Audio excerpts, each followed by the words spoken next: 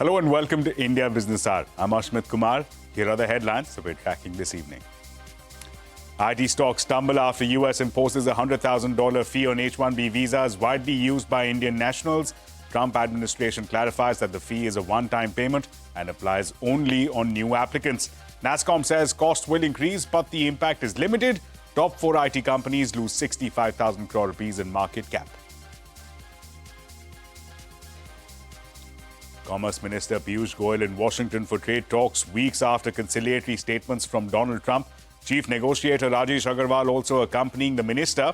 Foreign Minister Jaishankar meets his American counterpart Marco Rubio in New York ahead of the United Nations General Assembly.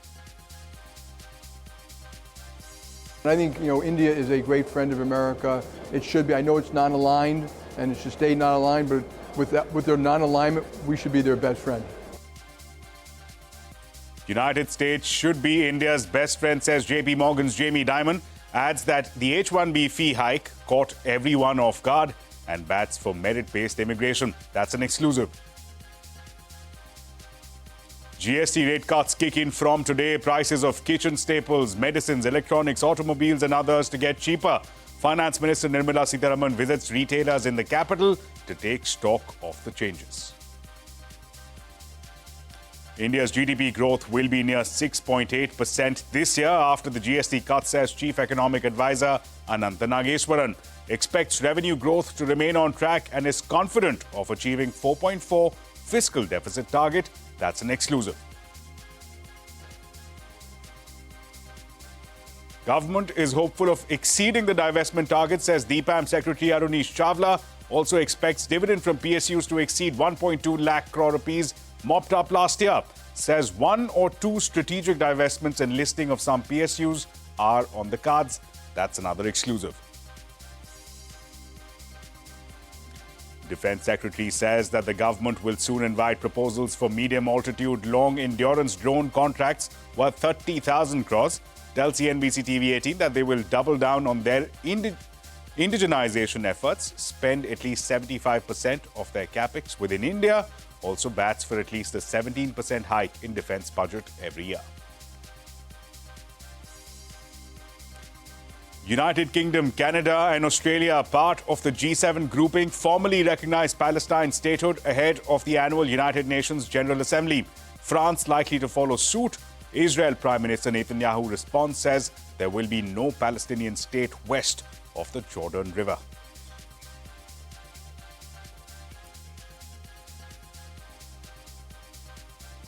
Well, the top story this evening, the Trump administration has clarified that the $100,000 H-1B visa fee is a one-time charge and will apply only on new applicants. This category of visas are used primarily by Indian workers in the tech and IT sectors. The move sent shockwaves across the industry as the significant escalation in cost effectively makes these visas economically unviable. Currently, H-1B visas cost anywhere between $1,700 and $4,500.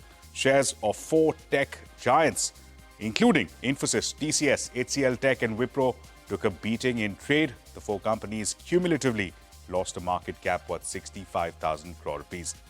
President Trump signed the executive order last Friday in the presence of Commerce Secretary Howard Lutnick. Lutnick put it rather bluntly, urging tech companies to, and I quote, train Americans, stop bringing in people to take our jobs, end of quote. Indians are the overwhelming beneficiaries of the H-1B visa program. More than 71% of the visas were granted to Indian nationals last year. China ranks a distant second with just 12%. NASSCOM has said that the clarification on fee eases immediate concerns for Indian tech professionals, adding that the Indian tech industry now has the time to enhance local skilling and hiring in the US. Among companies, Amazon has more than 10,000 employees on H-1B visas, according to the US government data. TCS is second with over 5,500 visa holders, followed by Microsoft, Meta and Apple. This data is as of June of 2025.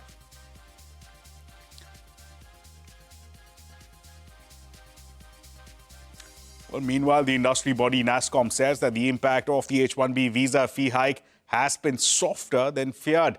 In what was their fast response on the issue, NASSCOM President Rajesh Nambiar told CNBC-TV18 that Indian IT companies have reduced dependence on H-1B visas over 30% in just the last few years.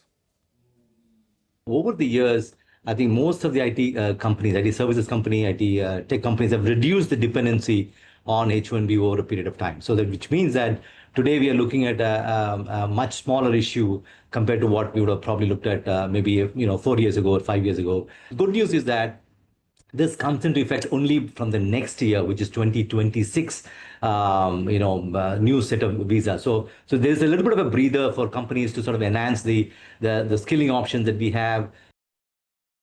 So from the last lottery, if you go back and look at from the Indian origin companies, because there are also companies which might have headquartered elsewhere, but clearly Indian origin in many ways. So those were the companies had roughly about 15,000 or so, which was issued in 2025. This was much lower compared to what it used to be. So we came down 30% over the last 5-6 years in terms of the number of H-1Bs, applied by these organizations.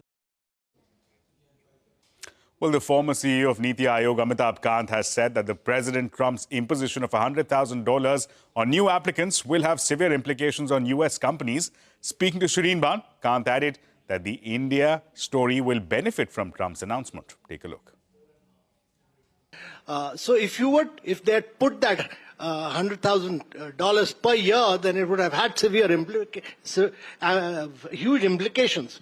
But now that they've clearly announced, backtracked and said that it's only in the initial period and not for students studying in the United States, I think my analysis is that this will, over a period of 6 years, it'll work out to a very marginal component, which will then get passed on to the consumer. But it opens up the opportunity for a lot of American companies, because there's lack of predictability and consistency of policies. It gives you an opportunity to open many more GCCs, and it also lead to a much more level of outsourcing for these companies, because simply there is no talent available, and you need talent to be able to do this. So India should be a beneficiary of this. My view is that India will benefit out of this. Well, the big newsmaker this evening: United States should be India's best friend, says one of the world's most powerful bankers, Jamie Dimon. The chairman and CEO of JP Morgan is in Mumbai for the bank's annual conference. Speaking to Prashant Nair, Dimon said that he's optimistic of a resolution between India and the US. He also said that recent hike in H-1B visa fees has caught everyone off guard.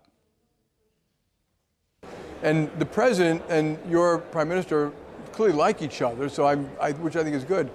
I don't know what derailed it. I do think the Ukraine, Russian oil has been part of it. So I would take the president at his word on that. I'm still optimistic. In fact, I think Scott Bessent or the president recently said, no, we're going to get something done with India, and I hope we do. I think it'd be very important. How will this work out? Because I think the Indian side has been very clear. I'm not asking you exactly what happens, but there has to be an off-ramp, right? Yeah. To knock those 25% off and then maybe work down the remaining 25% as well. I'm not involved in negotiations. I don't know. Yeah. I do think they want to do something on the American side, and I think they want to do something on the Indian side. Yeah. And so I'm hoping that they resolve it intelligently. Yeah. I think it'd be good for both parties. Yeah. And I think, India is a great friend of America. Yeah. It should be. I know it's non-aligned, and it should stay non-aligned, but with their non-alignment, we should be their best friend. I think they'll finally settle down. That caught everyone off guard. And so we had a lot of phone calls over the weekend. What does it mean? And from what I understand, it means new H-1B visas, and a lot of H-1Bs go there because they need the expertise, and so I'm sure a lot of people will be going to the American government explaining why we believe it. I believe in merit-based immigration. As a matter of fact, I would beg the president, he has accomplished border control, that's great. I think all nations want real border control. That helps make a nation. But after that, we should have good immigration. And I've heard him say publicly, more merit-based immigration, good seasonal worker stay, DACA stays. That if you get a degree in America, we should stamp a green card onto it. I agree with those kind of things, and so we'll hopefully be engaged in the government in this too. Well, you can catch that entire conversation with Jamie Dimon at 7 a.m. tomorrow, right here on CNBC-TV18. Well, Commerce Minister, meanwhile, Piyush Goyal is in Washington, D.C. for the next round of trade talks. This comes after U.S. landed two blows to India last week. The first was the removal of sanctions waiver on Chabahar port in Iran, which was being developed by India. The second was the H-1B fee hike. Now, moving ahead, External Affairs Minister S. Jaishankar met with U.S. Secretary of State Marco Rubio in New York for a bilateral discussion. This is the Rubio and Jaishankar's first meeting after U.S. President Trump imposed a 50% tariff on India. The External Affairs Minister S. Jaishankar arrived in New York for the high-level UN General Assembly this week. And on to the day's market action. The market turned weak after Trump's H-1B action weighed on the key IT stocks. Nifty IT slid over 3%, with all stocks ending in the red. The Sensex fell 466 points, while Nifty dropped 125. Auto stocks ended mixed after GST rate cuts kicked in from today, with the index falling less than 1%. The National Stock Exchange has announced that it will be conducting a special Diwali trading session on the 21st of October. While the GST rate cuts have kicked in from today, the Finance Minister Nirmala Sitharaman visited the Lakshmi Nagar market in New Delhi and interacted with shopkeepers and consumers to mark the commencement of the new GST regime. Prices of kitchen staples, medicines, electronics, automobiles and others are set to get cheaper. In a televised address, Prime Minister Narendra Modi said that the GST reforms will accelerate India's growth story and attract investments. Prime Minister Modi also said that the tax cuts would be resulting in savings of 2.5 lakh rupees. The new GST overhaul brings most goods and services, which were earlier in the 12% slab, into the 5% slab now. Around 90% of goods which attracted 28% GST have now been shifted to the 18% rate. However, the new GST rate rationalization is expected to have a revenue impact of 48,000 crore rupees.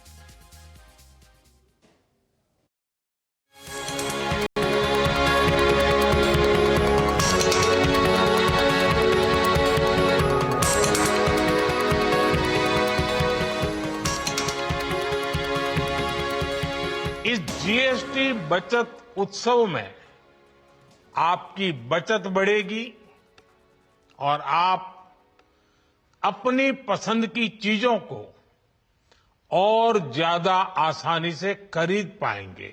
इससे जनता का भरोसा बढ़ा है कि अगर हम tax भरकर सरकार की नेट को बड़ा करते हैं तो सरकार टैक्स की कटौती कर फायदा जनता को ही पहुंचाएगी। The sentiment is going to improve. Because of the sentiment, the demand is going to improve. Because of demand, investments are going to improve. Because of investments, I think the employment is going to improve, and Indian economy is really going to benefit. Prices of all automobiles across India, across segments, have come down.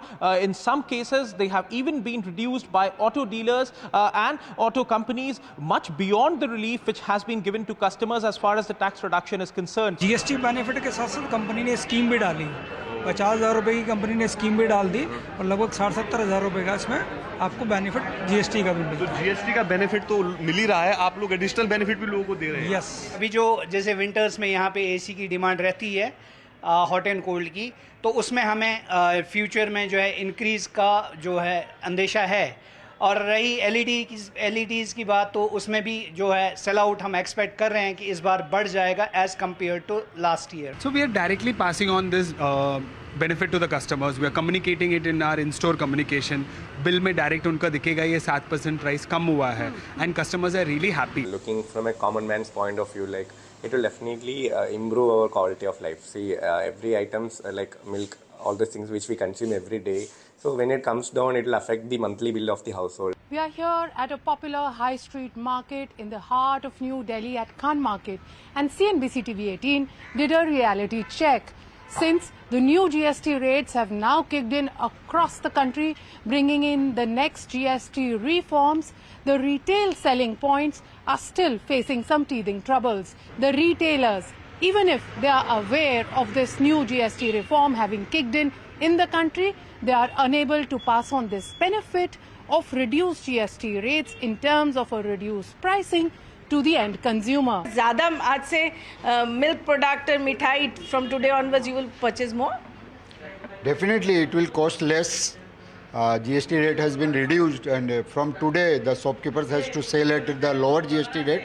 And definitely the customer who want to buy, earlier he was buying 5 piece, now he will buy 6 piece.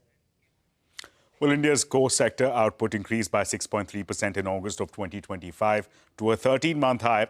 The uptick was particularly driven by an 11.4% rise in coal output, following a double-digit contraction in July of 2025.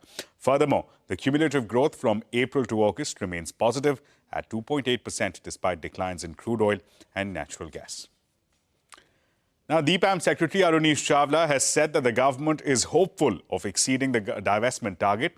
Speaking to CNBC-TV18 Shireen Bhan, he said that he expects dividends from PSUs to exceed 1.2 lakh crore rupees mopped up last year. He added that strategic divestments and listing of some PSUs are on the cards. As markets have stabilized, we will bring in value creation opportunities for small investors. We will bring in more OFS, we'll bring in minority stake sales, we'll bring in maybe a few IPOs, and we will speed up this journey. So the second half of the year, IPOs, minority stake sales and OFS, do you intend to make that disinvestment target of 47,000 crore rupees, or perhaps this time, for a change, beat the disinvestment target as well? Fingers crossed, beat it this year. In these sectors, you will see various forms of minority stake sales through various methods, the SEBI-approved methods. And we, as you said, have a good target in mind and maybe exceed it. We now ensure that public enterprises who have moved bravely onto the capital markets and have won the trust of investors should pay 30% of their profit after tax or 4% of their net worth, whichever is higher, as fair dividends to small investors. And this has picked up. If you see in the last 5 years, the dividends payout by the public sector enterprises has doubled. And even though they occupy only 14% of the market cap in our capital markets, they pay 25% of dividends to the small investors. They achieved a record landmark last year. Almost 1,20,000 crores was distributed as total dividends, and we hope to exceed it this year. Well, you can catch that entire conversation with Dipam Secretary Arunish Chawla at 10:30 p.m. right here on CNBC-TV18.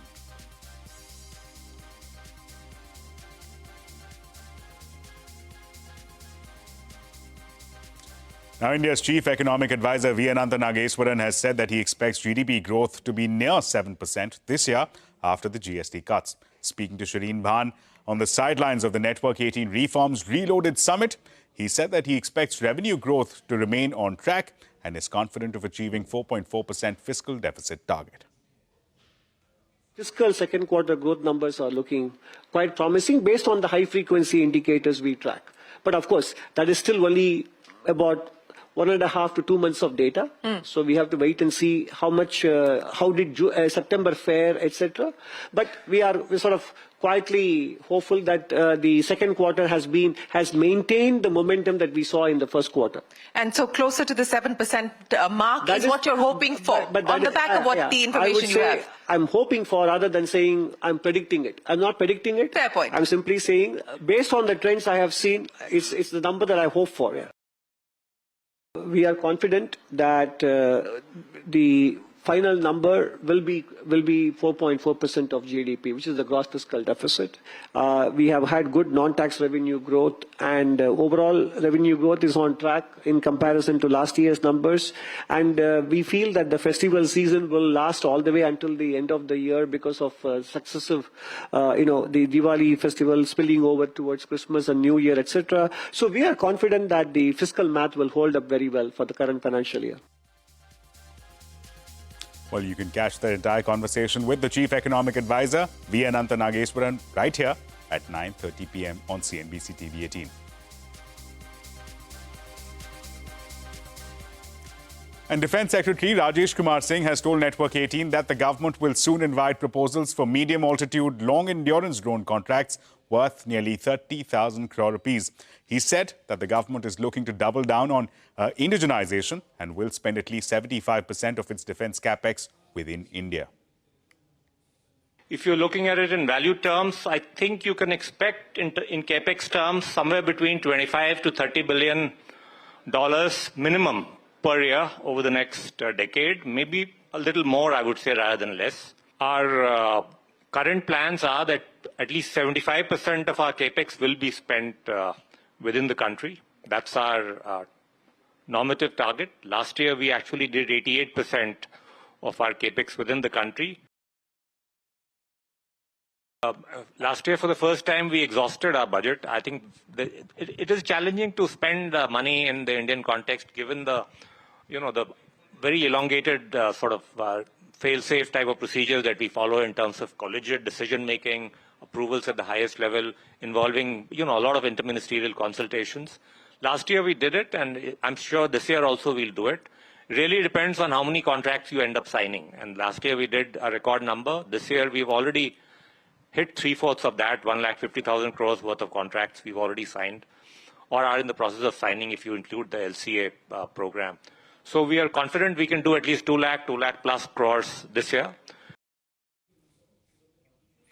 The Supreme Court has agreed to hear a petition seeking independent probe into the Air India plane crash that killed 260 people. The petition questions the preliminary report that suggested pilot error, adding that one cryptic sentence in the report on fuel switch has caused speculation about pilot being suicidal. The plea has also sought for disclosure of flight data recorder information, saying that passengers flying Boeing 787 continue to be at risk. The PIL also questioned the presence of DGCA officers on the investigation panel, terming it a case of conflict of interest.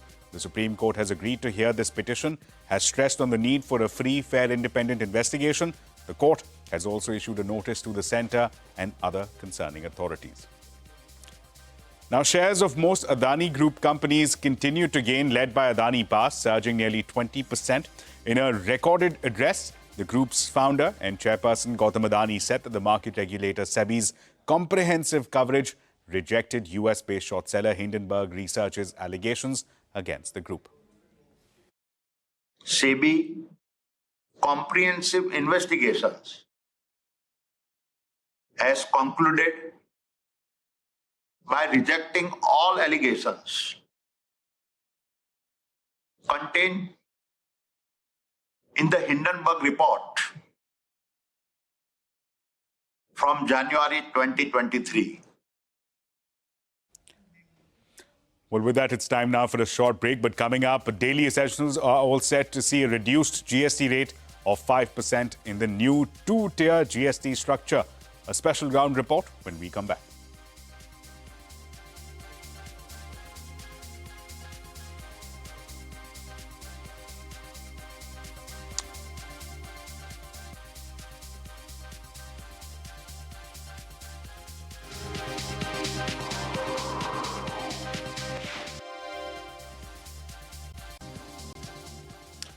Welcome back. You're watching India Business Hour with me, Ashmit Kumar. Now, eyewitnesses claim that Pakistan's Air Force carried out an airstrike in Khyber Valley, killing at least 30 people. Reports suggest that the attack was aimed at pro-Pashtun militant group Tehreek-e-Taliban. Pakistan's army blamed a large cache of explosives hidden by terrorists for the deaths. A Ukrainian drone strike killed 3 people in Russian-occupied Crimea. Moscow said that the Ukrainian strikes also killed 2 in Ukraine's Luhansk, which is also occupied by Russia. Meanwhile, overnight Russian strikes in southern Ukraine killed 3 people. Ukraine said that Moscow had carried out 46 airstrikes on its territory last night. A cargo ship bound for Somalia caught fire while anchored at the Porbandar Subhash Nagar jetty. The ship was loaded with sugar and rice. No casualties have been reported so far, and the ship has been abandoned at sea. 3 fire brigades were deployed to douse the fire. The fire brigades eventually towed the vessel to the middle of the sea as the fire worsened. The ship reportedly belongs to Jamnagar-based HRM and Sons.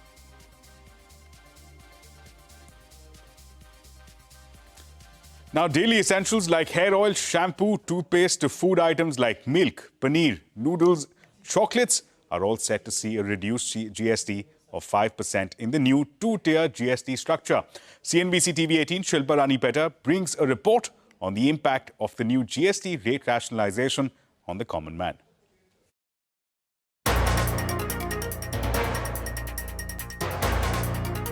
Well, the biggest benefit this time from the GST 2.0 is on household expenditure, because most of our daily essentials and food items have now come under the 5% GST, or they're not going to be taxed at all. So I'm here to take a look at how cheaper my cart is going to get. So my ghee, for instance, this is now going to be almost 40 rupees cheaper than before. Whether it's my paneer, that will now have no tax on it, no GST on it. Even my coffee is going to be about 30 rupees cheaper than before. My shampoo also 55 rupees cheaper than before.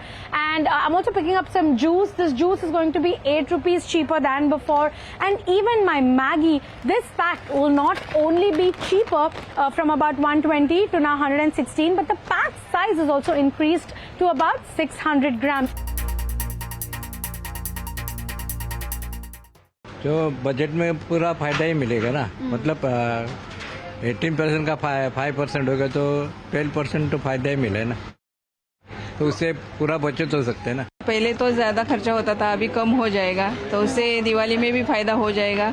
आने वाले ये दिवाली दशहरा उसमें भी फायदा हो जाएगा। अभी दिवाली तो अच्छी ही जाएगी सबकी। But here's the thing, you might still see a lot of products on the shelves that have older MRPs. This is because the inventory that was made before the GST cuts is still out there in the market, and that will take some time to be cleared out. But here's the thing, GST is applied on the date of supply. So even though the product shows a higher MRP, companies are passing this on through discounts and trade schemes that are available at your kirana stores or even your supermarkets. So while the product might show a higher MRP, at the counter, you will actually pay the lower price, reflecting the cut from the GST reduction.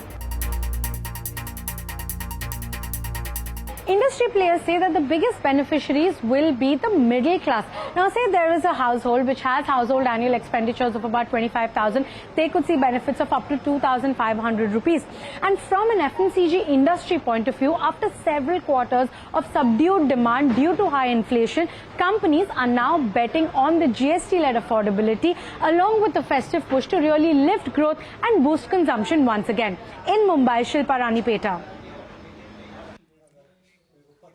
Well, with that, it's a wrap on this edition of India Business Hour. Thank you so much for watching. News and updates will continue right here on CNBC TV 18.